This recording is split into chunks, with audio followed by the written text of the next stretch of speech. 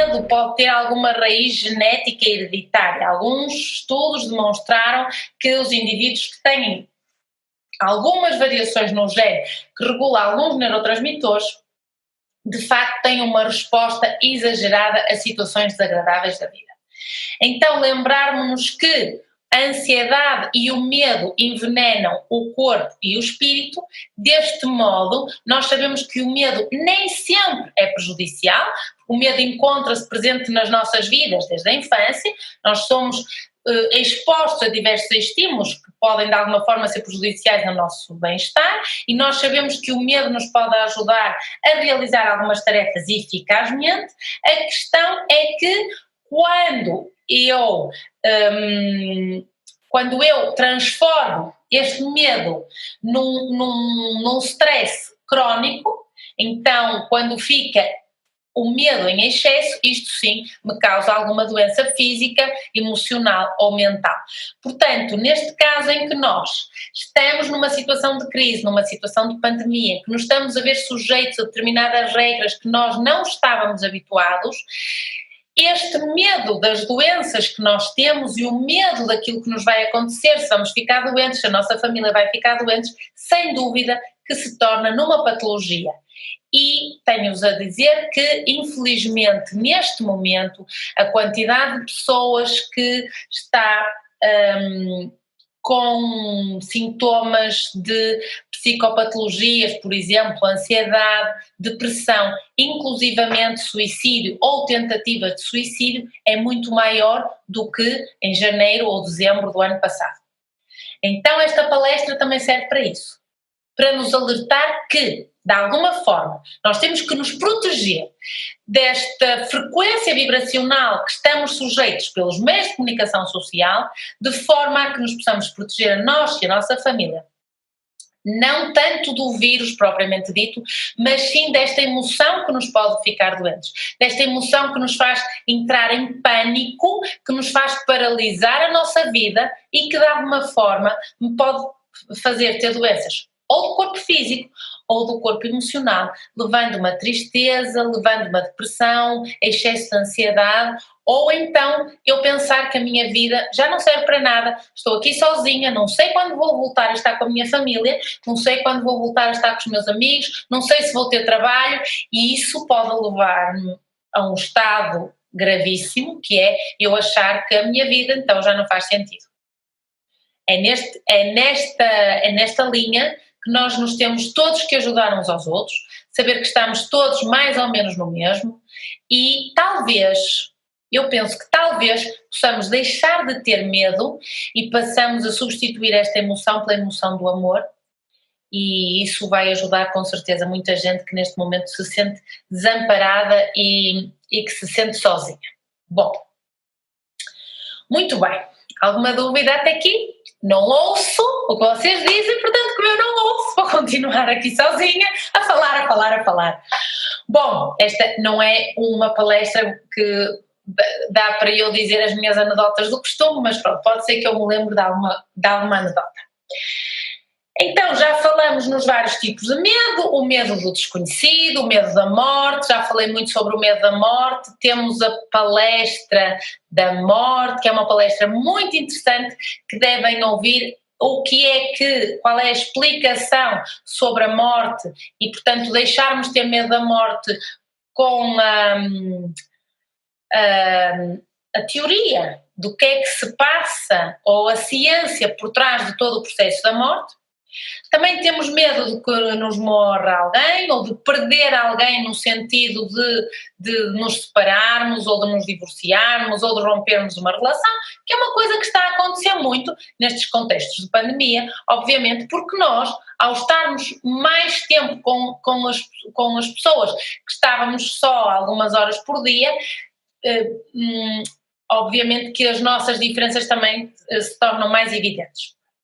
Também temos medo de assaltos, também temos medo, por exemplo, dos dentistas, meus amigos dentistas, toda a gente tem muito medo dos dentistas, e também temos medo de falar em público. Eu, por exemplo, tenho muito medo de falar em público, por isso é que eu agora falo aqui sozinha, porque eu, como não estou a ver ninguém, eu não estou realmente a falar em público, certo?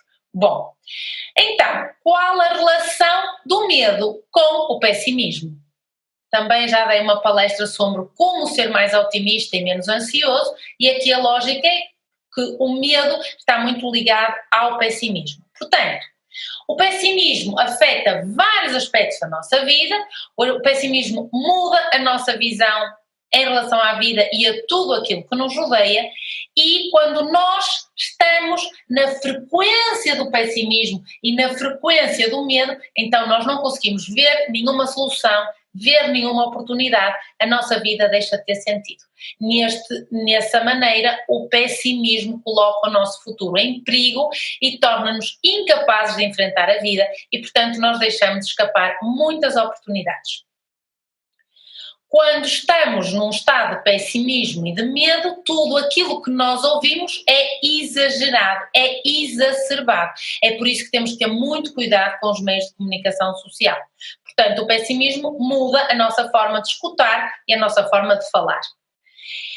E, portanto, o pessimismo, de alguma maneira, afeta as nossas relações pessoais, porque temos tendência para nos isolar, não querermos conviver, dificulta a cura de alguma doença e, de alguma forma, que eu já também expliquei, o pessimismo gera esta energia negativa, esta frequência vibracional negativa que se pode transformar em doença.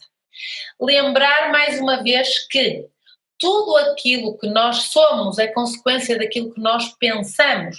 Então, quando eu penso de uma forma negativa, pessimista, quando eu estou com medo, então todas as minhas células emitem esta energia eletromagnética e, portanto, emitindo esta energia eletromagnética que tem a frequência vibracional de pessimismo e de medo, então isto muda a minha aura e também muda a emissão da frequência vibracional que eu estou a emitir a qualquer momento.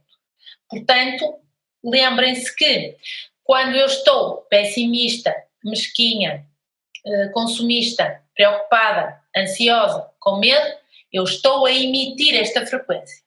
Logo, as pessoas que chegam à minha vida, as pessoas que eu atraio para a minha vida, também estão nesta mesma frequência vibracional. Bom, relembrar. O contrário do medo é o amor, numa perspectiva assim mais filosófica.